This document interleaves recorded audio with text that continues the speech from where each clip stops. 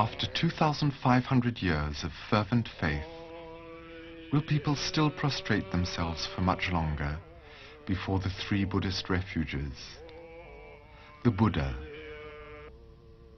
the teaching, the way of right living, and the Sangha, the communion of sages and the faithful.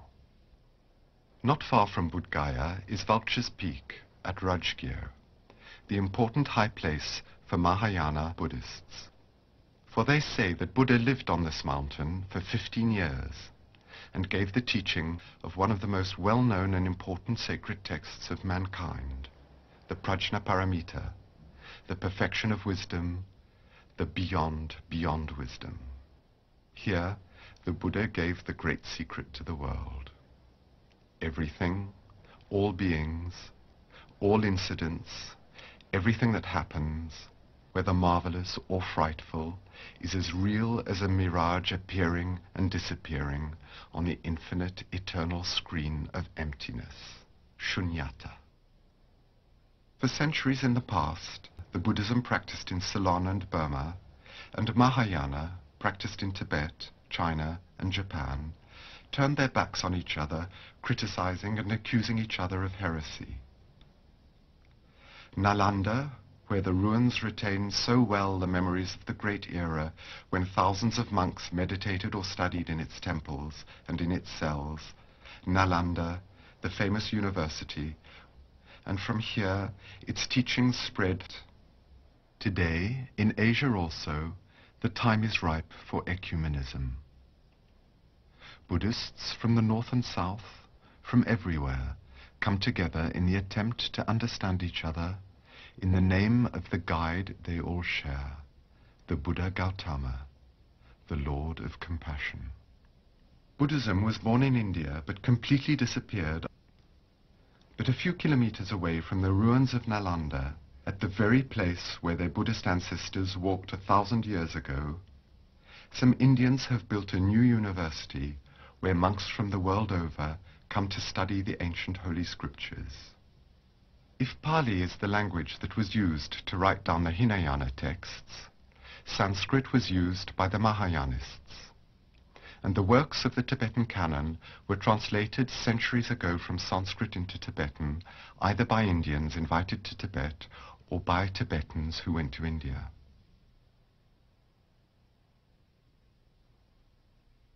In Tibet itself, the tradition was then maintained and passed on in several ways.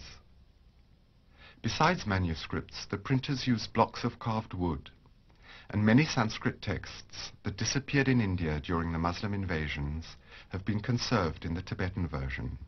Works of art were also a means to convey knowledge. An artist, whether sculptor, engraver, or painter, could never have conceived of expressing his own profane aspirations, his dreams, his desires, his fantasies, or his torments. As in Egypt, at the time of the pharaohs, and in Europe during the Romanesque or Gothic period, anonymous art transmitted laws, truths, a complete teaching, and an extremely strict iconography specifies the attributes and the colors of the tantric deities, these symbols of the great forces that drive the universe and give life to every human being. The Tibetan paintings on fabric, despite or perhaps because of the requirements imposed on their painters, are in most cases of great beauty. However, in Tibet, as in India, or with the Muslim Sufis, the essence of the transmission of spiritual influence is the chain of masters and disciples. Outsiders have the habit of calling all monks and Tibetan ascetics Lama, whereas it should apply only to the true gurus, such as Kangyo Rinpoche, qualified to initiate disciples and then to guide them on the path to liberation. There are many different types of master. Each one has attained complete inner freedom, which gives him perfect liberty to undertake any task, even that of building a small temple or a stupa, as is the case for Chatral Rinpoche.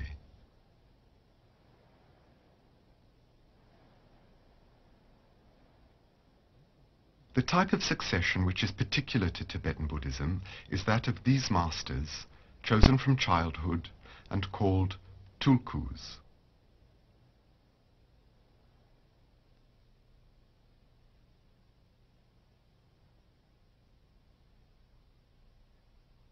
This is why, led by Kalu Rinpoche, these monks are performing before this child, Tai Situ Rinpoche, a ceremony that is common to all forms of Buddhism, the ceremony where they confess to the breach of monastic regulations. They do so, absolutely certain that they prostrate themselves before the continuation of a master who appeared for the first time on earth years or centuries ago. The English word reincarnation is a rather unsuitable translation of the Buddhist notion of a predecessor and a successor.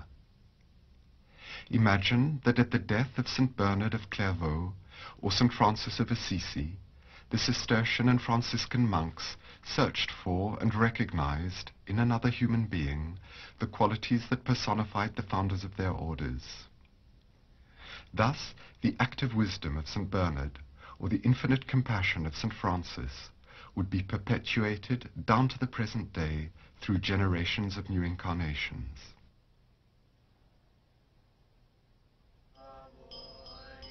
And many Tibetans who were not recognized as a Lama at a very young age joined monasteries in their childhood. To be frank, some were there just to swell the ranks during the services. Others studied for years the texts, the holy incantations or mantras, the ritual gestures or mudras, and practiced unceasingly self-discipline and meditation.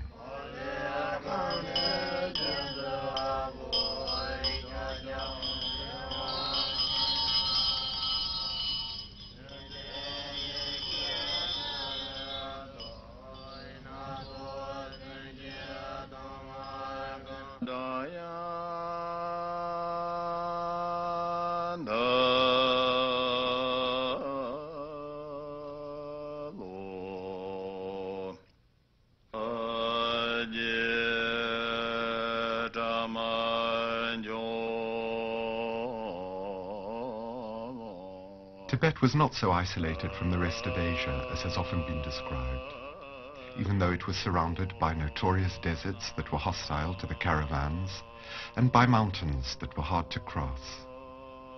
Tibet was particularly influenced by India and China, but in turn influenced its neighboring countries, Mongolia, Ladakh, Bhutan, and Sikkim. Sikkim in particular, although today the country is closed for military reasons, has been a meeting place between Western civilization and Tibetan tradition for the last 100 years.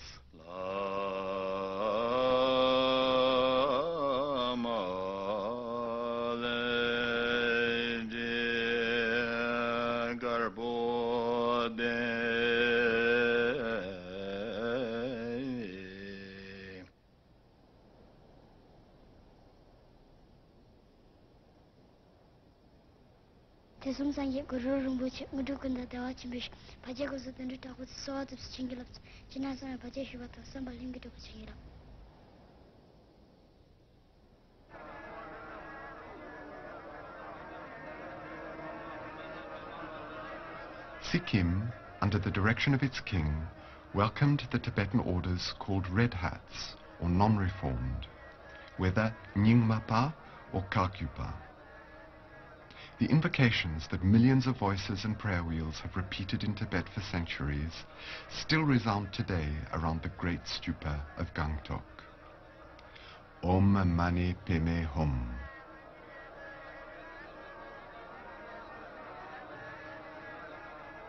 The stupas, called Churten in Tibetan, are the most representative monuments of Buddhism as a whole. They are built to shelter relics, and their architecture, composed of 5 stories, is a book of metaphysics in itself. The 5 Dhyani Buddhas, or refractions of the Absolute, the 5 constituents of the human being, the 5 passions that can be transformed, the 5 perfections. The whole of Buddhism is symbolized here. Even those who are unable to express the elements of wisdom themselves can feel at the deepest level that life has a meaning, that the Absolute is compassion itself. They too take refuge in the promise of ultimate perfection for every being, and hail the jewel in the lotus,